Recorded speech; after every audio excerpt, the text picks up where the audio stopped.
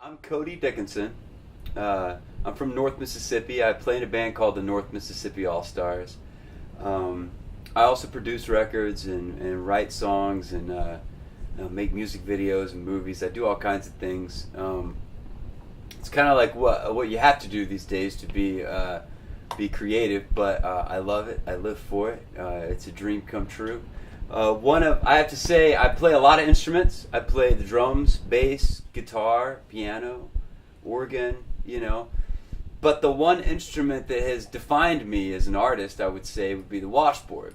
And I started playing the washboard as a kid with my family. My dad, Jim Dickinson, was an incredible record producer and pianist, and he had a jug band in Memphis growing up, and Will Shade and Gus Cannon and the Memphis Jug Band were a big influence on him. He introduced me to the washboard. It's the one instrument that he kind of forced on me, and it was funny. He had true vision. My dad was he was a visionary for sure, a prophet, and he come to find out that after years of playing the washboard, it just sort of caught on in a very interesting way. What are some of the first things that you remember hearing and playing on the washboard?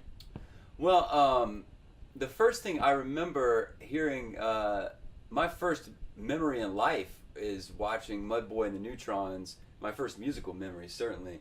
And the washboard player in that band, it was my dad's band, Mudboy and the Neutrons, and the washboard player there, Jimmy Crossway.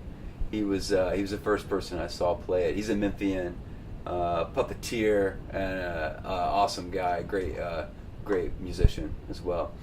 So they were all playing the washboard, right? And it was a big influence on me.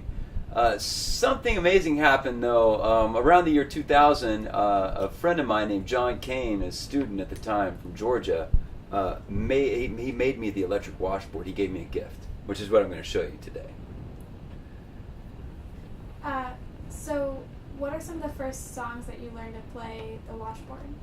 There were songs like Ragged But Right and Whitewash Station and Where's the Man with the Jive. Classic, really classic jug band songs, and just most people know, but for those who don't know, jug band, the history of jug band music is they were street musicians who basically made homemade versions of classic instruments, like for example, the upright bass. They would use a washtub bass, just a rope and a stick on a washtub, and basically you pull it to tighten and loosen the string to alter the pitch, and they sound amazing. And the washboard sort of was the one of the accompanying instruments that it replaced the drum kit in a lot of ways. It's like the poor man's drum kit. And what really spoke to you about that music when you started listening to it? Well, it was old and funky and weird, and what we do, I think when we're at our best, we're looking at tradition and with respect and paying homage, but we're bringing it into the future and doing something new and exciting. So we look to the past and fearlessly forge ahead into the future simultaneously. So acoustically, the washboard just sounds like this.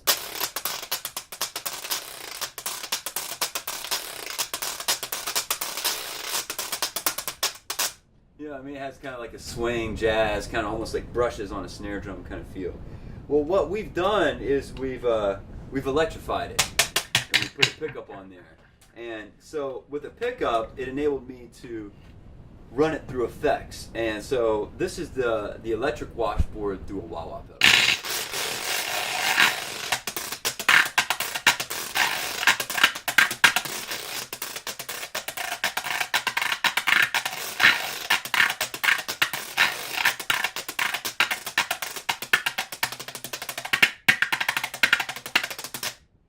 Electric washboard with a wah-wah and a delay echo.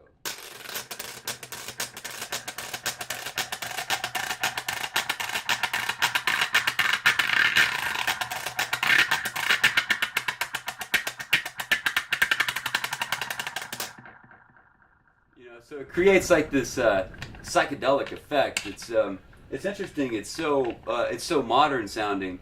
I'll play at a lot of festivals and things, and young people especially really react to it because it has almost sort of a DJ dubstep-y type sound that is super modern, and I'm playing washboard, which is like, it's cutting edge obsolescence. You know, it's an ancient instrument, it's an ancient tool that's pretty much unused, but yet through all of this through rethinking it and reinventing what it is as an instrument, it turned into something very, very modern, sounding. Here's the other thing. Let me show you a little quick rundown of how we made it. I worked with the amazing guys at St. Blues in Memphis. They've been so forthcoming and really great to work with. It was just such a fun instrument that I realized that I wanted to kind of spread the love and let other people play it too. People would ask me about it and stuff, and they're really easy to make. It's sort of a custom deal. You just basically take a contact mic, which looks like this, and it's this is literally one that you like clip on your lapel, to talk or something, or you can clip it on anything. But 1/4-inch cable. The key is to make it plug in like a guitar. So literally, you just take these contact mics. You can get one at Radio Shack anywhere, and put it on the back. Put it on the back and run the wire down to where you can either plug it straight in or plug it in like a guitar. And then, so this is the more basic version. This is a really nice model that we did with St. Blues, and has multiple pickups. You can select different tones. It's really cool. But I'll tell you what, I'm going to turn it up just a little bit. I'll play